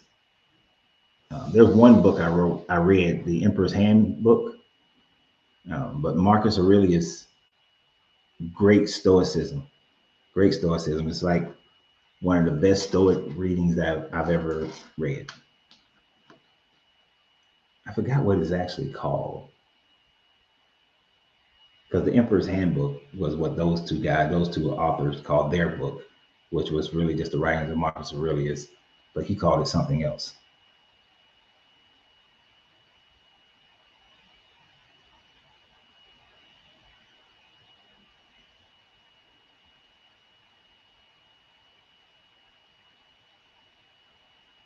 Ooh, I didn't even read all of this. Just the first part caught my attention. I asked my ex-girlfriend and my ex-friend, who are you without Christianity? They said that they would be a nobody and they don't trust themselves. That is some scary shit right there. For a person to say that they wouldn't know who they were and they would not be able to trust themselves without Christianity, that just show a person who is deprived of morality in a sense. But I don't think these people would be as messed up as they think they would be, because a person walks away from Christianity doesn't mean that all of a sudden they become this immoral person. There are a bunch of immoral people who are Christian. There are a bunch of immoral people who are not. Just walking away from it, you're still going to have whatever standard of morality that you gravitated towards in your culture, which is actually more so the following that a person has. I mean, when you have these people who are, let's say you grow up in the hood, you fighting all the time, you get in with the gangs, you in the trailer park and you get with the little thugs and you become a thief or you become a murderer, but you believe in Christianity. Are you a product of Christianity or are you a product of your environment? You grow up in the suburbs, you got good community, great parents, great schools, you learn how to share and be a good person. Are you a product of your community or you're a product of your Christianity? Because your neighbor could be Muslim and growing up in that same school, but end up being the same type of person you are. Like, so we're more products of our environment than we are of any religion. People just use the stamp of religion to validate the morality that they have in their culture.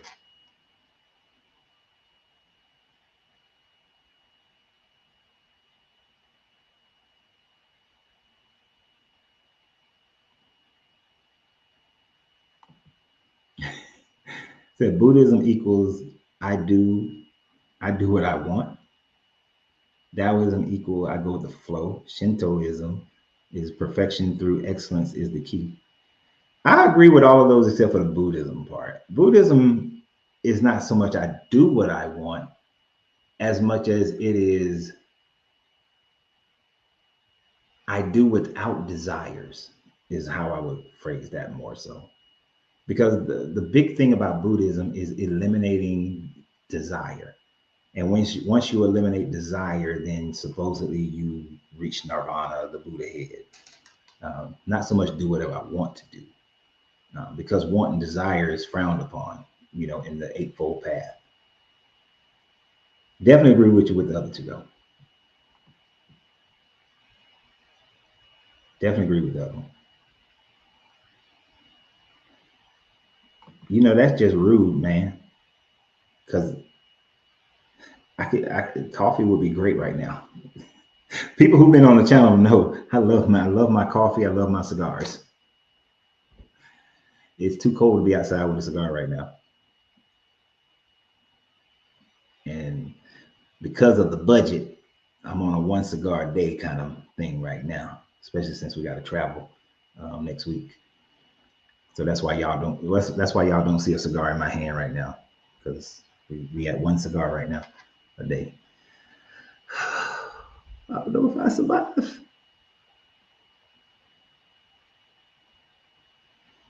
Yeah, and Christians do think that morals started with their religion, but if you look at the morality within their religion, their morality is horrible. But like I said, they pick and choose which parts of their morality that what they want. But if you think about it, they're picking and choosing the moralities from their book that works with the culture that they're in right now. You know, that's the thing about it. All their moral stance is based on their current cultures. And if you look at Christians in different part of the world, some of their moralities are different. You go to some countries where arranged marriages are still the thing, then they formulate the morality of their Christianity around the fact that arranged marriages is their thing.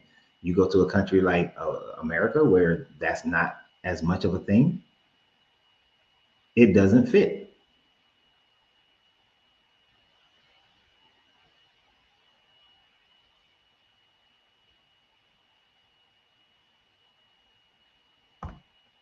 Exactly. We learn right from wrong before we find religion. Our parents teach us, and we learn exactly. You said desires lead to self-destruction. I don't know. Young Paola, I don't know. I don't know. That's one of the problems I had with Buddhism. There was the gentleman I used to talk to, the monk I used to talk to actually about Buddhism. I would ask I told him one time, I said, okay, so if I'm supposed to not have desires, then isn't the desire to have desires desire, right? So I can never alleviate myself of desires, which would mean that I'm destined for destruction no matter what, because you're always going to have some desire at some level, you know. So one thing he did say to me is measure your desire. If your desires do not harm others or yourself, then there's nothing wrong with it. And then he introduced me to the Tao. And that's when I got introduced to the Tao, when he said that.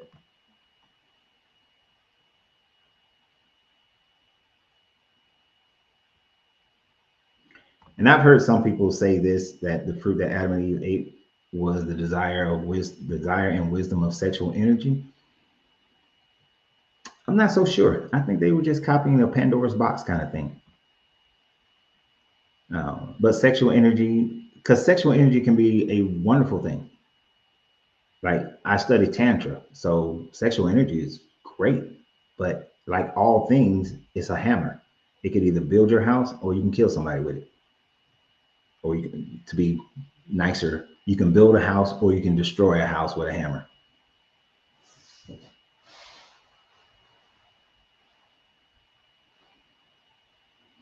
Right. Desire can only be changed, not eliminated. To eliminate desires would be to eliminate yourself. Desires have to be changed to know thyself. Yeah. I mean, I have a desire for knowledge. Now, Christian would say that's self-destructive. But I have a desire for knowledge.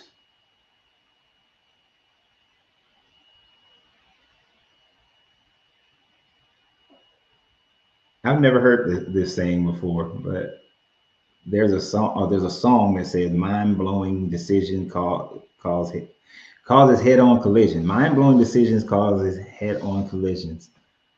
Okay, I like that.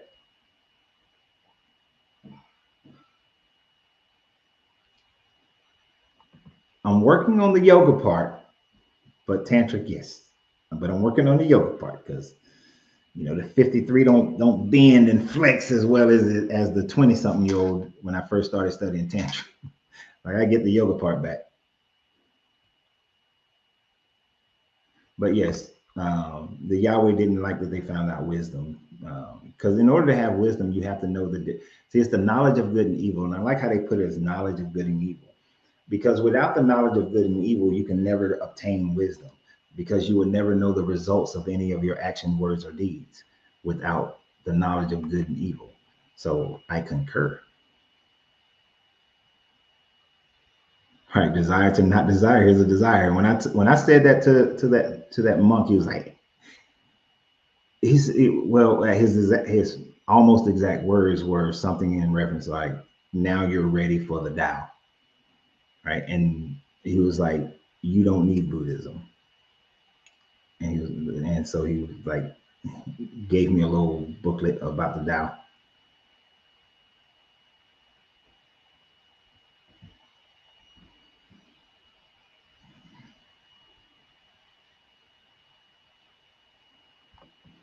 Yeah, the rapture is some bullshit.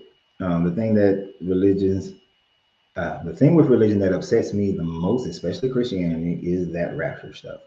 But the rapture wasn't invented until like the 1800s, and that construct is used as a rod to flog anybody who starts questioning the whole thing.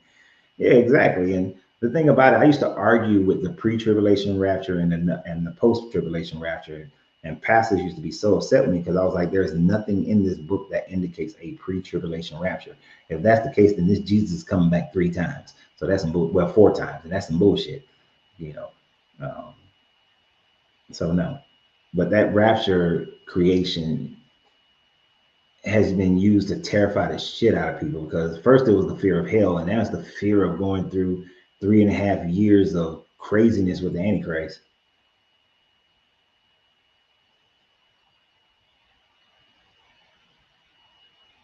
I'm 51 and still getting. I try to avoid them as much as I possibly can, because I have 2 other social media channels. When people are like, man, don't I know you? And I'm like, you might. Yeah, on social media. What's the name of the channel? I try to avoid the shit out of them.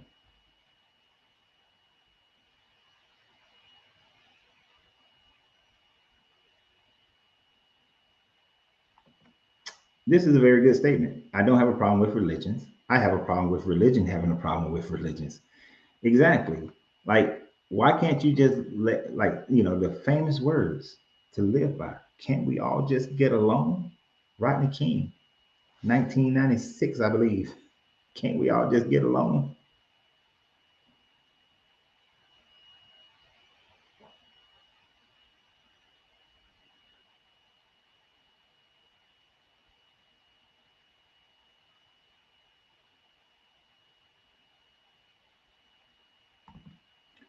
It has been my pleasure. That's what I'm here for, to help people deconstruct from Christianity, not change anybody who's already believing. If you're a good person and you believe in Christianity, stay right there. If you think Christianity gonna turn you into somebody who kill people, nope. You need stay your ass in there.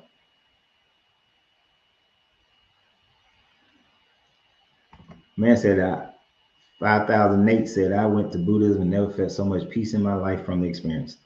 I will tell you this. I went last year, I forgot when, but there's a gentleman who used to come to my popcorn shop. And it's funny, he contacted me a few days ago, well, a week ago. And me and Angelina, me and my wife went to their temple because I've always wanted, they have this amazing temple in Stone Mountain. And Gwinnett County, and it was beautiful. So I wanted to go. So they took us there. I didn't mind participating in their ritual because it was incredibly peaceful, But the architecture is amazing, and just being in that place on the grounds is peaceful.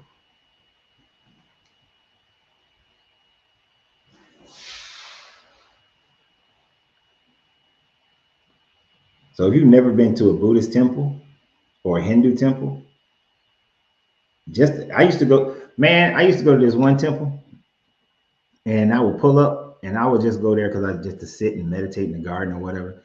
And then one time I showed up there, and this old lady comes out, and she got a bowl of food, and she don't even, I think she speak English, but she act like she didn't. She just snatched me up, and she had me helping her carry the food out for the offerings to the little statues and everything. And I was like, okay, cool. And then I went and I sat in the garden. I was meditating, doing my thing. And then the next, and I was always on this route. And then so it was like a Thursday. Every Thursday I stopped by there. And when I stopped by there the next time, it's like she was waiting on my ass to come help her bring stuff in and out. It was like for like 6 months I had a job, but I didn't mind because she was sweet about it and I carried stuff. But their spaces are so peaceful.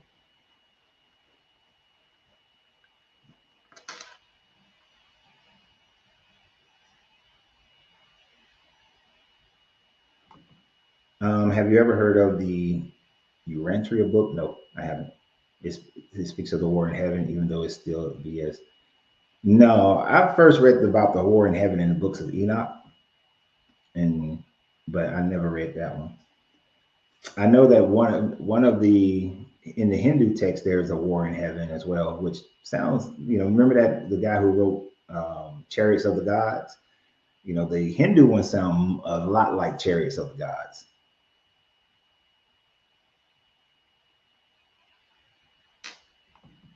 Oh yeah. You want to visit the temple in Angkor? Yeah. In Cambodia.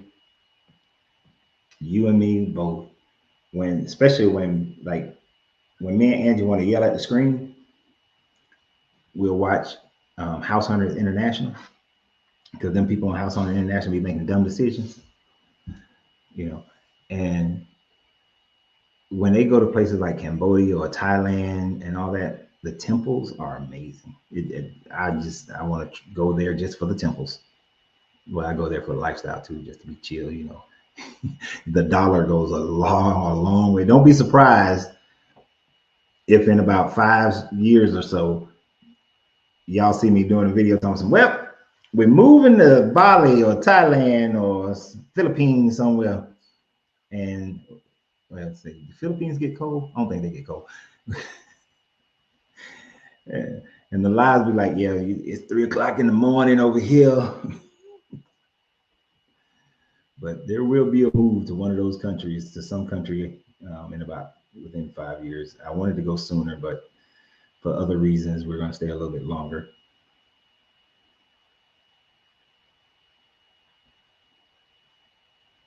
Yes, to live in Thailand would be great. Great. I would love it. I would love it. That dollar go a long way in Thailand. That retirement look a lot different in Thailand. Be watching House Hunters International, I be getting mad. Oh yeah, well our budget is $1,000. I'm looking like, this motherfucker got this 4-bedroom with an indoor pool, fucking gated community, and they paying $1,000. And I'm like, $1,000 get you shit here.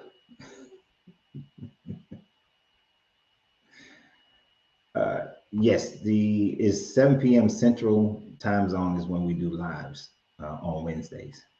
And I asked earlier about next week.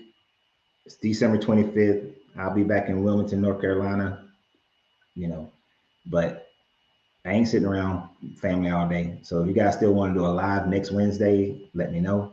If you don't want to do one, now don't say you want me to do a live and then your ass don't show up. Then I'm gonna cuss you out. Tell you right now, I'm gonna cuss you out.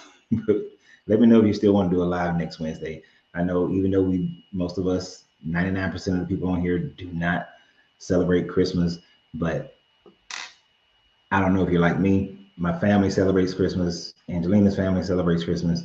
So we just go just to be around family.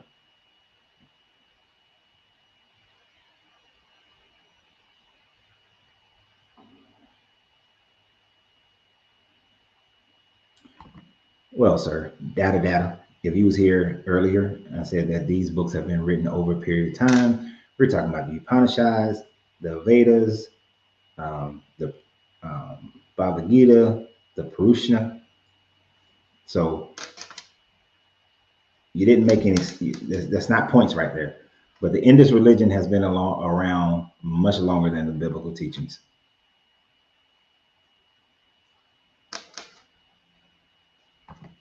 Appreciate you, young Paola. It's been my honor. Thank you for adding to the commentary here. Peace and love.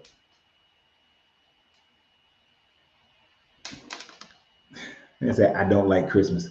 I like the lights. I like the lights and I like the lights. And if you've been with me for a while, you know that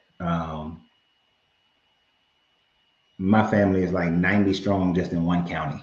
So it's an easy time for all of us to get together and see everybody at one shot.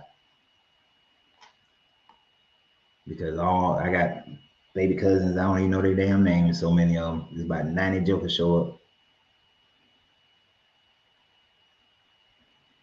The answer is implicit to the question. I'm just checking, John. I'm just checking, man. Can't a brother just check? Because you know how Wilmington is. Everything gonna be closed. So I gotta find something to do that Wednesday evening other than sitting around. Got to find something because I won't be sitting there. But it's been almost 2 hours. Y'all know that's always gonna be my limit, 2 hours, you know. But I appreciate everybody. All those who had donated to the channel, I appreciate you. I got a couple of emails, so I see that some people donated today. So I appreciate if you're still on here and you did. I just want you to be able to hear my appreciation right now. So thank you. Thank you. I appreciate that. And so we will reconvene on Wednesday at 7 p.m. Central Standard Time Zone, which in the East Coast, that's 8. What do you think about most religions mentioning Jesus? What do you mean by most religions mentioning Jesus? Like Islam calls him Isa, but people who practice Ifa, they don't talk about Jesus. Buddhists don't talk about Jesus. In this religion, they don't talk about Jesus. The Jewish people don't talk about Jesus. They don't talk about it. Portland, Oregon. We plan to possibly drive through Portland sometime next year. We'll be going through Portland. You know, when we take a long distance motorcycle ride. Got to see them big ass trees.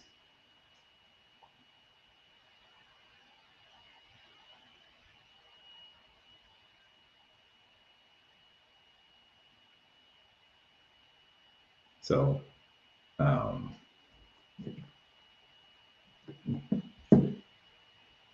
what are you saying? Hold on for, Janlin.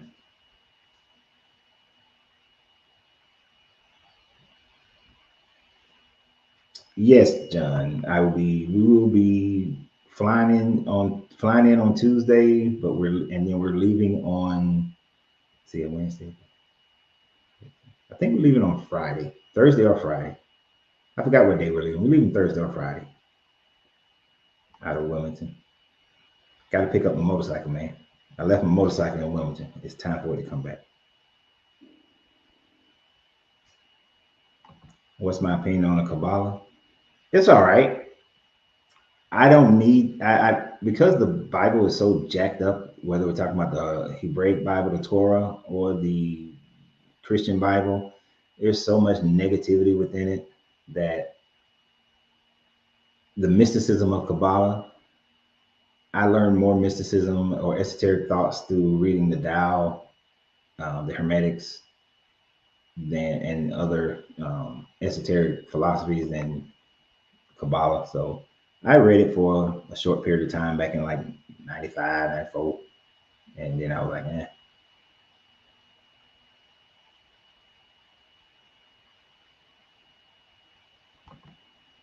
Y'all trying to keep me on here. I said I'm trying to get off here, and y'all just keep on saying stuff. Thanks for opening our minds. It's a noble thing. See how you slid that in now? Oh, thanks for opening our minds. It's a noble thing. I got a question for you. My question is, how accurate is the Anunnaki and Nephilim stories I hear about lately? Not too much accurate at all. The only accuracy that I would give it is that they may be representing the possibility of a pre-Ice Age society that was able to survive the Ice Age that lasted for about 40,000 years. And then the Younger Dryas flood was the ultimate thing that interrupted their society or destroyed their society. And because they were more technologically advanced through more of a type 1 planetary advancements, made the other people who were restarting civilization think that they were gods. But I don't think they're aliens and all that kind of stuff. No. No. Any sufficient amount of technology can make other people think that you're a god.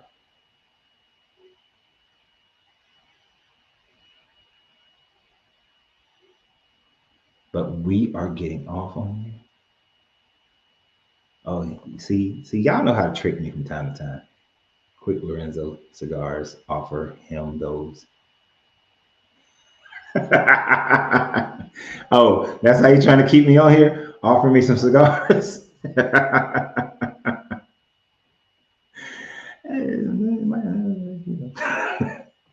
You know how I love my cigars.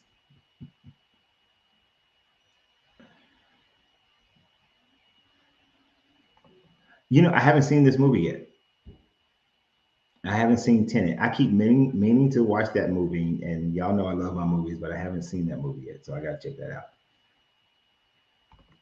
Man, don't be telling them the secret, man.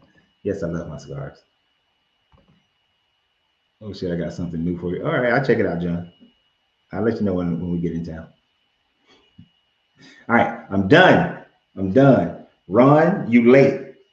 I'm done.